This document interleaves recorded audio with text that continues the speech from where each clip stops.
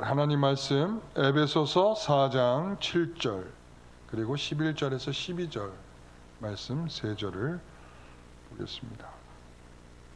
에베소서 4장 7절 그리고 11절에서 12절.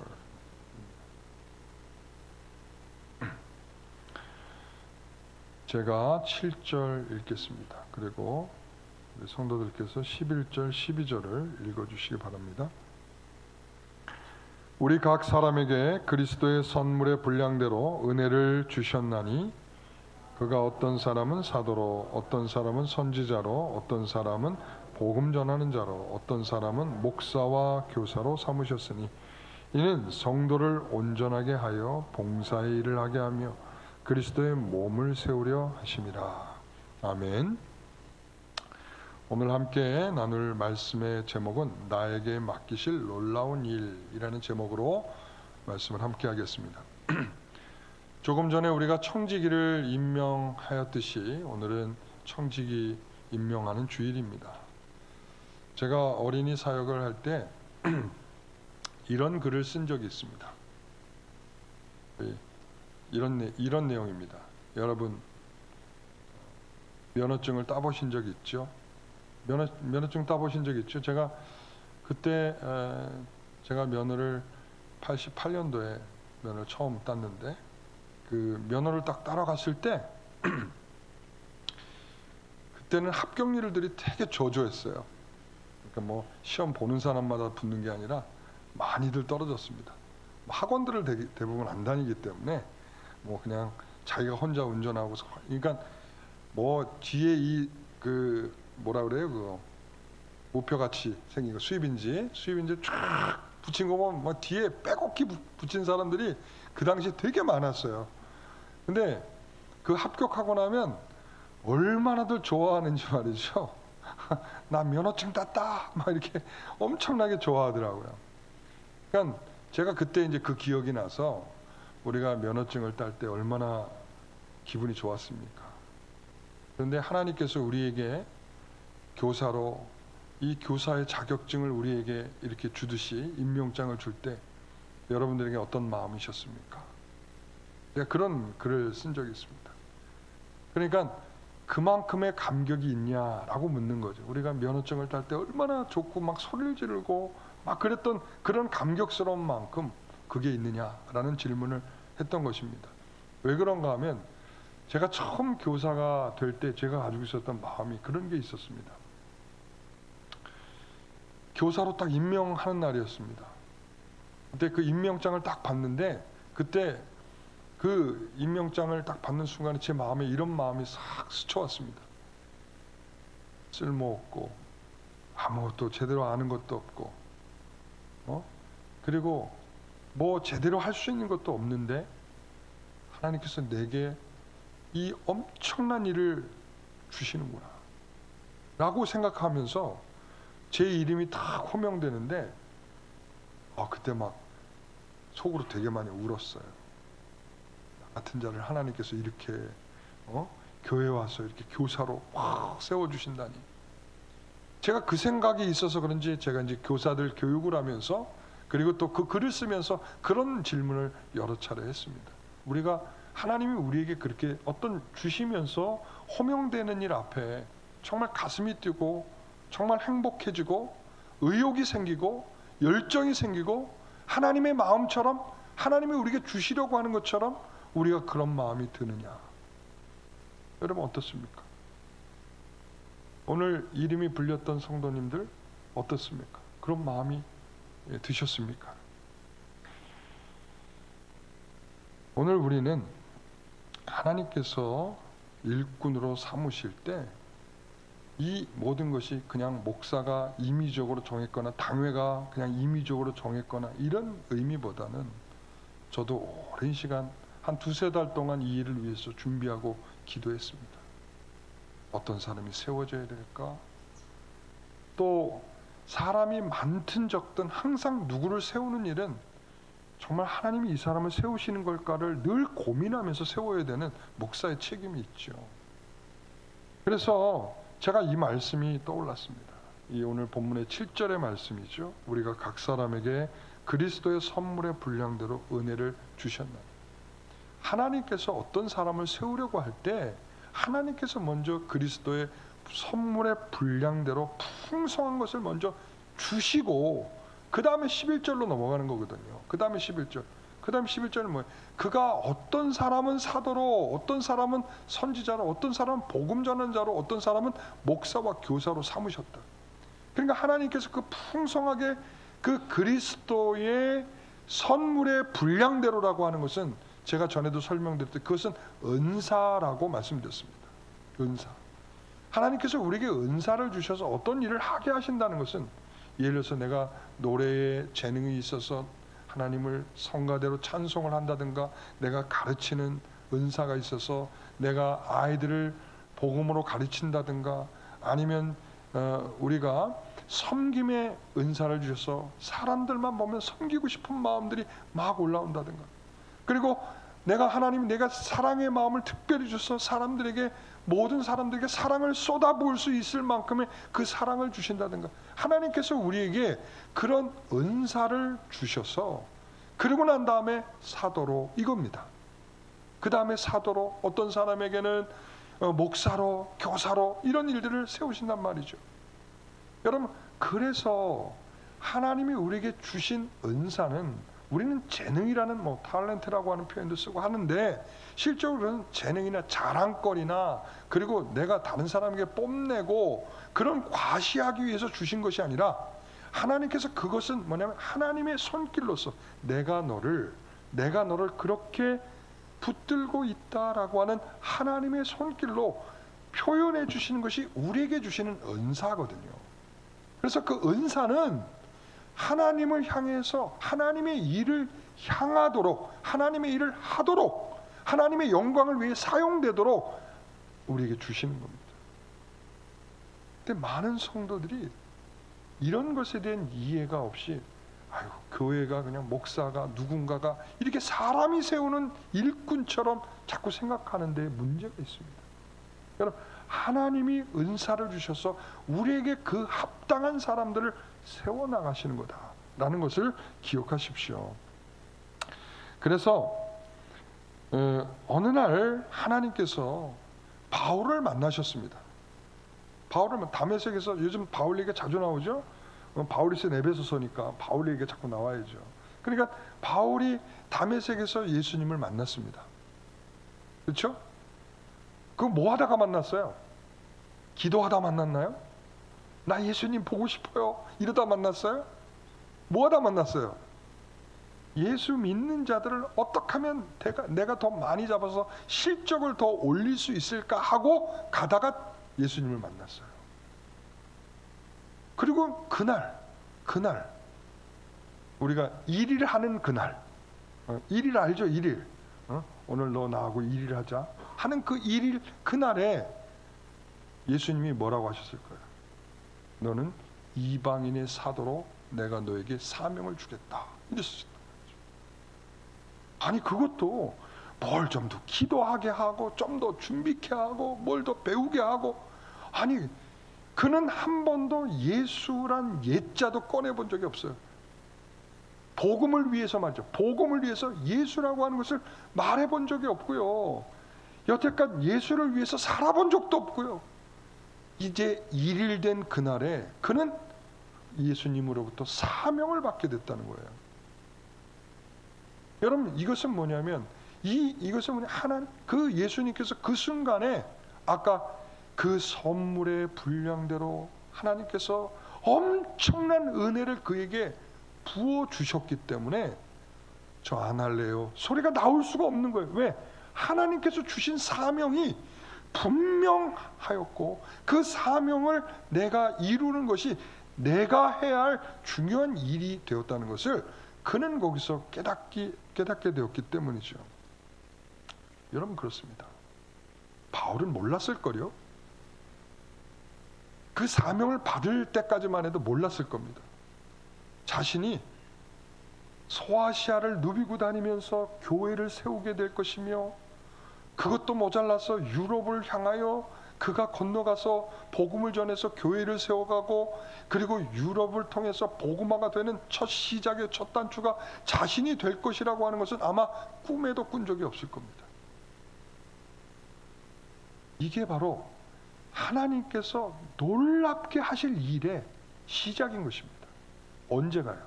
우리에게 사명을 주시고 일꾼으로 삼으실 그날이 바로 우리가 그 어마어마한 일이 우리에게 다가오게 할 첫 시작의 지점이 되는 것입니다. 오늘 사랑하는 성도 여러분, 오늘 세워진 일꾼 되신 여러분 통해서 어떤 일이 시작되고 있을지, 어떤 결과가 올지 우리는 알 수가 없어요. 제가 어느 날 말이죠, 개구장이고 너무 말썽꾸러기였던 녀석이 하나 있었어요. 제가 교사할 때. 근데 저는 그때 정말 예수님 믿고 너무 가슴이 뜨거워져서 그 아이들을 보면서 너무 사랑스러워서 그 아이들을 매일 데리고 다니고 같이 기도도 하고 말씀도 가르치고, 그리고 매일 그 아이들에게 먹을 것도 사주고, 그러니까 우리 반이 제일 부흥이 많이 됐어요. 왜 그럴까요? 애들하고 매일 같이 뛰어놀고 같이 먹고 같이 하고 그러니까 애들이 말이죠, 그냥 막 전도를 해갖고 오는 거예요. 그래서 우리 교회의 3분의 2가 우리 반이었어요. 놀라지도 않는군요. 그런데 그 아이가 제가 하도 말을 안 들어가지고 하도 말을 안 들어, 제가 꿀밤도 한번 줬어요. 예배 시간에 너 똑바로 좀 앉아서 예배 좀 드리면 좋겠다. 꿀밤. 근데 그 아이가 말이죠, 그렇게 꿀밤을 맞고 저한테 잔소리도 듣고, 그리고 저에게 말씀도 배우던 그 녀석이요, 어느 날 저를 찾아왔어요. 제가 목사가 됐는지도 모르고 저를 찾아온 거예요. 근데 선생님 하고 왔어요. 왜? 그랬더니 저요, 신학교 갔고요, 그리고 지금 전도사예요. 저는 걔에 대해서 그런 일이 벌어질 거라고선 요만큼도 생각해 본 적이 없어요. 아마 우리 현문이를 가르쳤던 선생님도 마찬가지일 거예요. 얘가 이렇게 자라서 신학교에 가고, 그리고 또한 저렇게 지금 다른 교회 가서 전도사로 있게 될 줄, 여러분 그렇게 생각하면서 현문이를 가르쳤던 교사는 없을 거예요. 하나님이 그렇더라는 거예요. 우리에게 맡겨진 그 일들 속에서 우리는 상상할 수 없는 하나님의 놀라운 일이 그 끝에 기다리고 있다고 하는 것을 생각하면 우리가 어떻게 게을리할 수 있겠습니까? 그 일을 어떻게 소홀히 여길 수 있겠습니까? 우리는 그런 미래에 대한 꿈을 꿀 줄 모르기 때문에 하나님이 우리에게 미래의 그 놀라운 일을 보게 하실 것에 대한 안목이 부족하기 때문에 항상 우리는 지금의 충실함을 놓치게 되는 거예요. 여러분, 해도 되고 안 해도 되고 오늘 못하면 내일 해도 되는 그런 일들이 하나님의 일은 아닙니다. 늘 충실해야 되는 일이 하나님의 일입니다. 가다가 말면 되는 일이 아니라 가도 끝없이 우리가 좀 더 표대를 향하여 끝까지 가려는 마음들이 중단되지 않는 것이 바로 하나님의 일인 것입니다. 여러분, 그래서 하나님께서는 그렇게 세워가신단 말이죠. 그렇게 세워가는 일들 속에서 오늘 본문에 보면 어떤 사람은 하면서 어떤 사람은 무엇으로 삼는단 말이에요. 어떤 사람은 목사와 교사로 이랬습니다. 여러분, 목사는 목사의 일을 하는 사람이 아니라 하나님의 일을 하는 사람입니다. 여러분, 그래서 착각하지 마십시오. 기도할 때도 그래서 여러분 목사님의 목회를 잘 우리가 뭐 할 수 있도록 도울 수 있도록, 여러분 이렇게 기도하시면 안 됩니다. 뭐라고 기도해야 됩니까?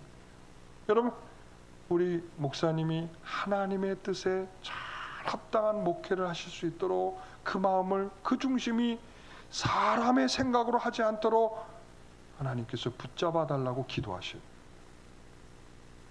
여러분, 목사가 생각하는 대로의 목회가 아니라 하나님이 우리에게 생각하게 하신 그 길의 목회를 위해서 목사는 순종해야 될 의무와 책임이 있는 것입니다.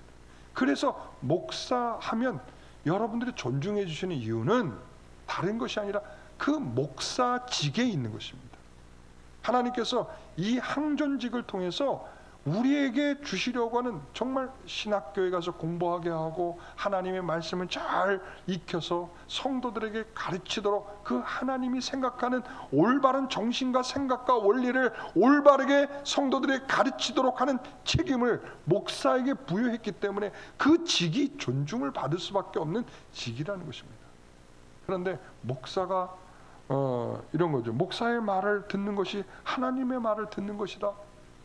여러분, 이런 말이 어디 있습니까? 여러분, 목사 자체의 훌륭한 인격을 가졌기 때문에 이런 말이 아니라, 여러분, 목사가 목사의 마음대로 할 수 있다, 이런 말도 아니고요. 그것은 그 직분에 대한 것이기 때문에 하나님의 온전하심이 잘 전달되게 하는 그 목적으로서의 목사의 존중감인 것입니다. 그래서 여러분, 목사가 하나님 대신 뭘 하려고 하면 그 교회는 망하는 것입니다. 뭐라고요? 제가 뭐라고 그랬어요? 목사가 하나님 대신 뭔가 하려고 하면 그 교회는 아무리 뭐가 이렇게 잘 되는 것처럼 보여도 그 교회는 망한 교회입니다. 교회는, 우리는 철저히 주님의 몸된 교회, 주님의 생각이 철저하게 투여돼서 그 모든 것들을 올바르게 수종들도록 책임을 감당케 맡겨진 게 목사고요, 성도들인 것입니다. 거기는 목사가 특별한 위치에 있는 것이 아니라 목사는 가르침의 위치에서 또한 그 말을 가르치지만 그것을 받고 순종해야 될 책임을 목사가 갖게 되는 것입니다. 마찬가지입니다. 우리 성도님들도 마찬가지입니다. 그래서 고린도전서 9장 27절에 보면 사도 바울은 이런 생각을 하고 있었어요. 같이 읽겠습니다. 바울은 내가 내 몸을 쳐 복종하게 함은 내가 남에게 전파한 후에 자신이 도리어 버림을 당할까 두려워함이로다. 바울은 이런 두려움을 갖고 있던 거예요. 왜? 내가 혹 이렇게 전한다고 전해놓고서는 까불까 봐, 내가 하나님을 능가한 그런 하나님의 생각보다 더 다른 이러한 모습으로 내가 할까 봐, 그래서 뭐 한다고 그래? 내가 나를 쳐 복종하는 것을 먼저로 삼는다고 말하고 있잖아요. 여러분, 나를 쳐 복종하는 것 없이 하나님의 말씀을 위에 있는 자처럼 목사가 굴기 시작하면 굉장히 무서운 일이 생기는 것입니다. 여러분, 그래서 영광교회 목회를 하며 하나님께서 이루실 일을 하는 것이 저의 사명인 것입니다. 그러나 제가 얼마나 하나님을 기쁘시게 하는 것인가는 또 다른 문제인 거예요. 저는 분명히 하나님이 하게 하시는 일을 할 겁니다. 그러나 그것이 얼마나 하나님께 기쁨이 될 것인가는 또 다른 문제라고요. 오늘 여러분들이 하나님이 하게 하실 일을 할 겁니다. 맡겨진 자들에게. 그러나 그것이 정말 하나님이 얼마나 기쁘시게 된 일인가는 또 다른 문제란 말이죠.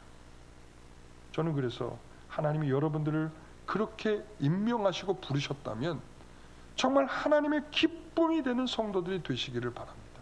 하나님이 기뻐하시는 그러한 일꾼들이 되시기를 간절히 바랍니다. 여러분, 그래서 목사도 기도하면서 순종하기를 원하는 것입니다. 여러분, 제가 이 구역 조정할 때 얼마나 힘들고 어려운지 아시죠?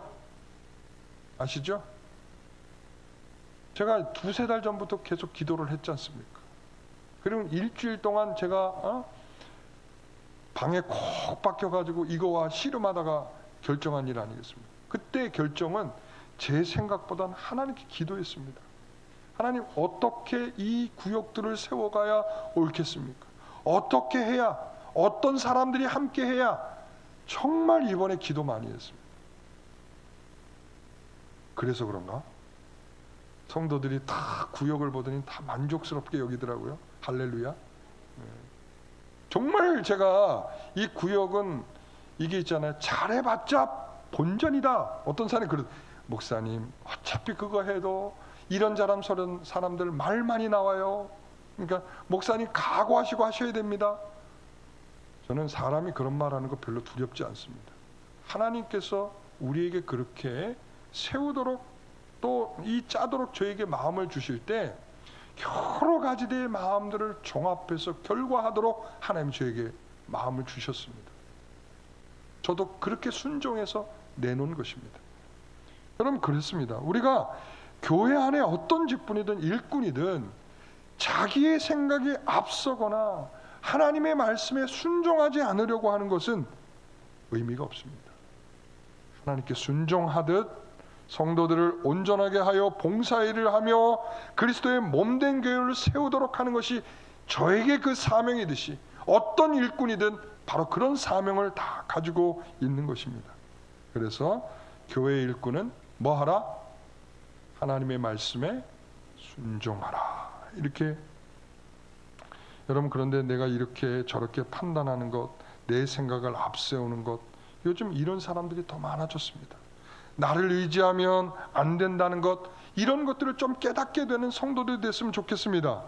여러분, 우리는 하나님이 하시면 안 될 것도 없고, 그렇지 않습니까? 그리고 하나님이 하신다고 하면 분명히 실패할 일도 없다는 것을 우리는 알고 있습니다.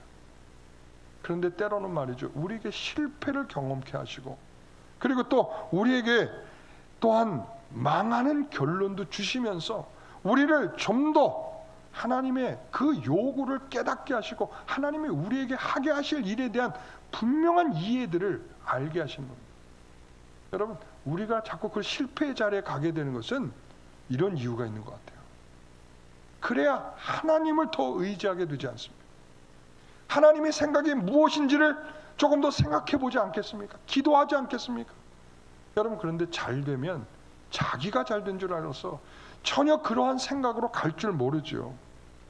그렇게 해서 우리는 항상 하나님이 원하시는 것이 무엇이고 인도하시는 것이 무엇이고 하나님이 기뻐하시는 것이 무엇이고 이것을 쫓아가려는 우리 성도들이 되시기를 바랍니다. 하나님께서 내 마음에 소원을 두고 하나님이 기뻐하시는 일이 무엇인지를 하게 하실 것입니다.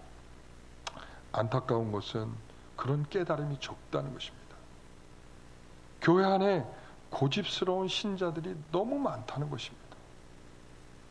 자신이 원해야 하고요, 자신이 하고 싶은 것만 하려고 합니다. 그리고 하나님이 내게 무엇을 요구하시는가를 위해서 기도하지 않습니다. 내 감정이 원하는 것을 합니다. 내 마음이 하고 싶어야 하고요, 교회의 필요와 주님의 필요보다 자기중심적 결정을 항상 하게 되어 있습니다.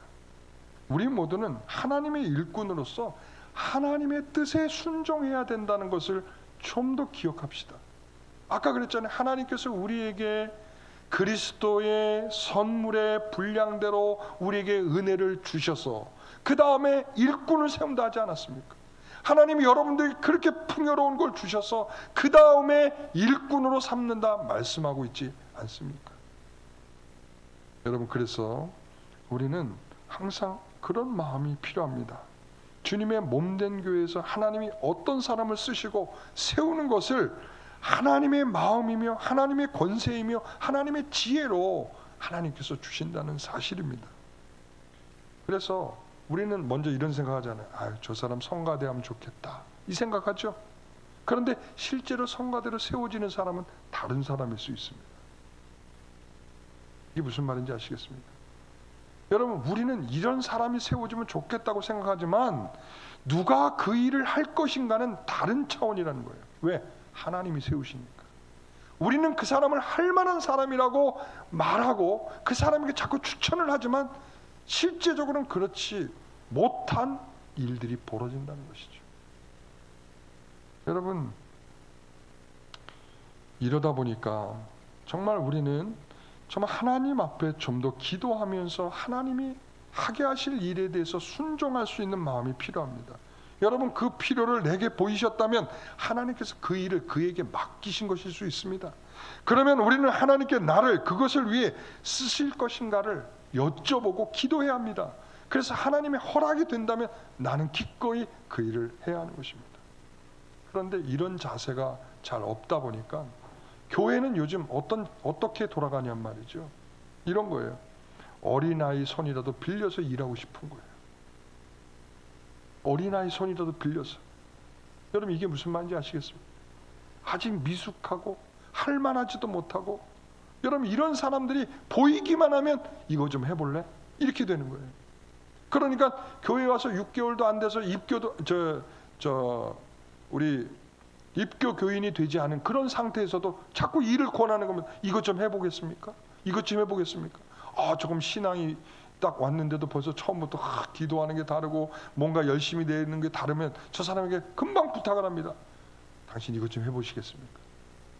아직 여물지도 않은 손을 끌고 가서 그 일을 해보라는 거예요. 지금 교회가 그런 실정이 돼버리고 말았어요. 정말 하나님이 그 풍요, 그 선물과 은사와 그 주신 그 은혜로 내가 그것을 받아서 하나님이 주셨으니까 내가 기도하면서 결정하고 이 일을 해봐야겠다, 이런 사람이 아니라 그냥 아무 손이나 끌고 와서 그 미성숙한 그 사람들을 끌고 와서 그 일을 해보라고 자꾸 권유할 수밖에 없는 그런 교회적 실정이 돼버리고 말았다는 거죠. 그리고 또한 그것이 하나님이 내게 부르고 있는 것인가에 대한 기도를 하지 않습니다. 하나님께서 내게 맡기실 그 놀라운 일에 여러분 참으로 신비함이 있습니다. 여러분 그렇기 때문에 기도하시면서 내가 어떤 일이든 하나님의 일에 일꾼이 되기를 여러분 힘쓰십시오. 저는 이런 일을 경험했습니다. 과연 이게 될까? 과연 이 사람으로 이 일이 될까? 제가 그런 생각을 했습니다. 제가 예전에 어린이 교회를 하고 있을 때 거기에는 교사들도 아무도 없었습니다. 그런데 아이들은 물밀듯이 몰려들어옵니다. 하루는 막 50명씩 들어오는 거예요. 그러면 애들이 금방 150명, 200명이 막 됩니다. 근데 교사는 없습니다. 과연 이게 뭐가 될까? 과연 여기서 무엇을 할 수 있을까? 나 혼자 이걸 뭘 감당할 수 있을까? 하나님께서 그 순간에 정말 그 부족하고 모자라는 그 순간에 하나님께서는 놀랍게 그 일을 이루어 가시는 그 은혜를 주시더라고요.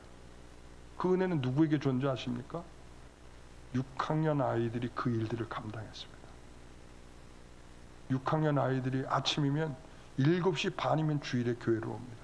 그럼 아이들이 와서 열심히 기도하고 그러면 자기 반 아이들을 데리러 나갑니다.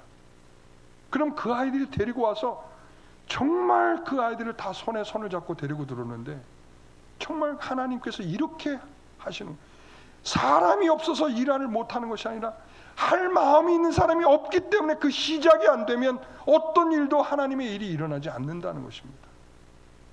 미약해서 못한다고요? 아니거든요. 내가 준비 안 돼서 못한다고요? 아니거든요. 하나님께서는 분명하게 하나님의 방식으로 하나님의 사람들로 일을 이루어 가신다는 것입니다. 여러분 보십시오. 그때 우리는 신비한 일을 기적을 경험하는 것입니다. 놀라운 변화의 일들을 경험하게 되는 것입니다. 여러분 죽었던 영혼들이 일어나고요. 쓸모없어 보였던 사람이 변하여 하나님의 사람이 되더라고요. 그 입술에 한 번도 하나님을 찬양해 본 적이 없던 사람이 하나님을 찬양하고요. 주를 위해 열심을 내지 않을 것 같던 그 사람이 열심을 내기 시작하더라고요. 교회를 위해 밤새 기도하는 사람들이 생기기 시작하더라고요. 여러분 분명히 어제까지는 이런 사람이 없었는데 말이죠. 우리 교회 한 장로님 말씀이 내가 부인이 교회 가는 거 싫어서 술 먹고 꼬장을 부렸다.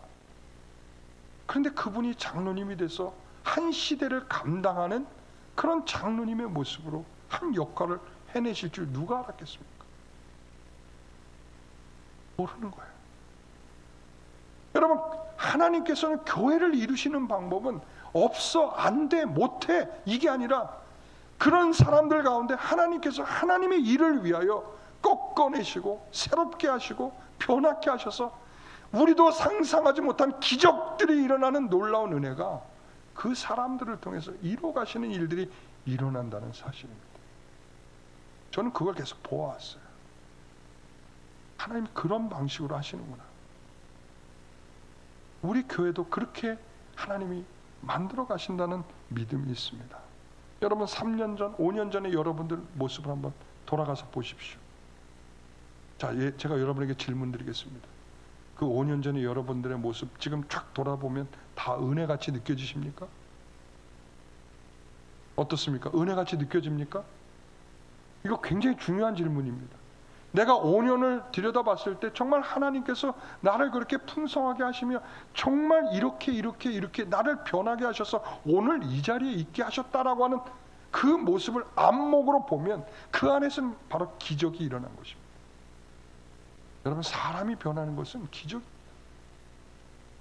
사람이 새로워지고 하나님의 마음으로 닮아가려고 애를 쓰는 사람으로 새로워지는 것은, 하나님의 일을 향하여 그들이 나올 수 있도록 변해가는 것은 기적입니다. 기적이 아니고서는 설명되지 못하거든요. 그런데 우리는 그것을 볼 눈이 없다 보니까 너무 평범하고 아무것도 아니고 가치 없게 느껴져서 그저 시간만 흘려보내는 그런 낭비의 인생이 되고 마는 것입니다.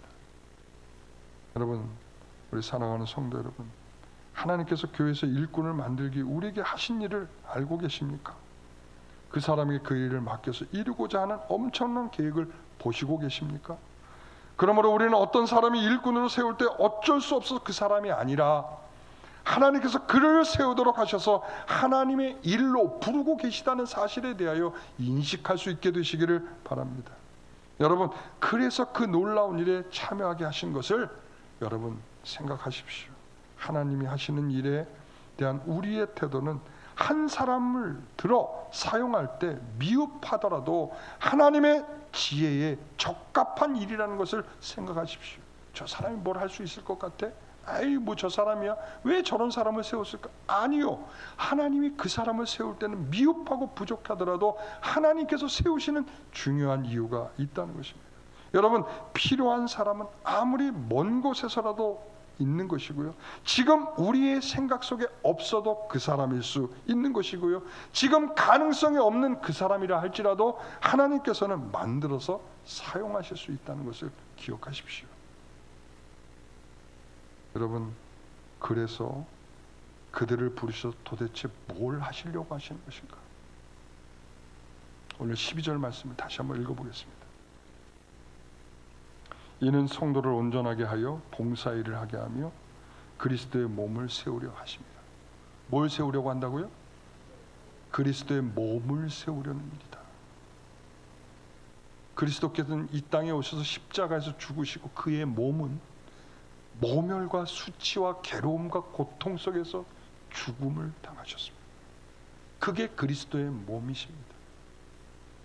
그런데 그 몸은 더 이상 이곳에 계시지 않고 어디로 가셨어요? 하나님 보좌로 승천하고 올라가셨습니다. 이제는 그의 몸이 현재는 존재하고 있지 않습니다. 그런데 지금 우리에게 그 몸을 세우라고 말씀하고 있습니다. 오늘 하나님께서 주어진 일꾼들은, 그리고 교회는 바로 그 몸을 세우는 것입니다. 우리가 봉사일을 하여 그리스도의 몸을 세우는 일을 위하여 하나님께서 우리를 부르신 것입니다. 여러분, 그 일이 우리가 살아가는 동안 영광이 없을 수도 있습니다. 왜? 예수님의 몸이 영광이 없었어요. 아픔과 고통과 수치와 모멸과 그 고통 속에서 죽어가는 일이 예수님의 몸이셨다고요. 그러나 그 일의 가치는 인류의 죽을 수밖에 없는 인류의 사람들이 구원받게 하는 놀라운 은혜의 일이었듯이, 오늘 우리가 몸으로서 이제 앞으로 채워가고 앞으로 세워갈 그리스도의 몸이 되어져 가는 과정은 참으로 복된 일일 뿐만 아니라 하나님께서 우리에게 그와 같은 가치 있는 일을 통해서 하나님의 엄청나고 놀라운 일을 이루게 하실 그런 그리스도의 몸으로 만들어 가신다는 것을 기억하십시오. 오늘 저와 여러분들이 그 몸으로 부르심을 입었고 그 몸으로 부르심을 입은 자로서 순종하면서 하나님의 아름다움을 이루어갈 수 있는 저와 여러분 되시기를 간절히 소망합니다. 기도하겠습니다. 하나님, 교회는 풍성함을 추구하고 있습니다. 그러나 실패하기도 하고 고달프고 힘들 수도 있습니다. 그것을 견디고 기다리고 수용할 줄 아는 것이, 그게 교회의 실력이고 장차 더 나아갈 힘이 되는 것일 것입니다. 오늘 우리 사랑하는 성도들에게 하나님께서 아름다운 일꾼으로 세우셨습니다. 그것은 하나님께서 그들에게 은혜와 은사를 주시고, 그리고 그 일을 통하여 우리 성도들을 온전하게 하며 또 봉사일을 하게 하며, 그리고 또한 그리스도의 몸을 세워서 우리 모든 성도들이 장성한 분량으로 성숙해가는 아름다운 일을 위하여 우리를 부르신 줄 믿습니다. 하나님, 우리가 하는 모든 일들 속에서 하나님의 그 엄청난 놀라운 일들이 어떤 방식으로 이루어져 가는지 우리의 영적인 눈을 열어, 안목을 열어 보게 하여 주시옵소서. 하나님께서 우리에게 그런 은혜를 주시는 줄 믿고 감사하며 예수님의 이름으로 기도하옵나이다. 아멘. 모두 일어나셔서 찬송가 313